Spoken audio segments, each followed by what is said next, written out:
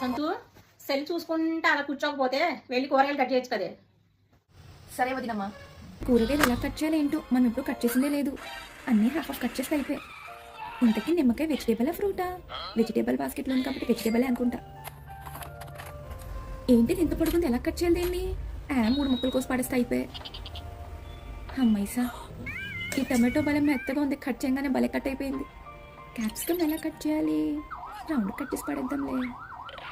అమ్మైసా, వదినమ్మా ఇంకో వెజిటేబుల్స్ అన్ని కట్ చేసేసా, ఇంకో వంట చేసేది. ఏంటే ఇదేంటి? కూరగాయలు కట్ చేయమంటే కూర వండుకునేలా కట్ చేయడమే, ఇలా కాదు. నువ్వు నన్ను మా అన్నయ్యని 2 కళ్ళు పెట్టుకుని చూడలేకపోతున్నావు. పని చెప్తూ ఎంత చక్కగా చేశాక ఏదో ఒక వంటలు పెట్టావు కదా. అయినా నేను కూరగాయలు కట్ చేయమని కానీ బుద్ధిమంతురాలాగా వెళ్ళావు చూడు, అప్పుడే నా బుర్రకు తట్టాల్సింది. నువ్వేం చేస్తావని.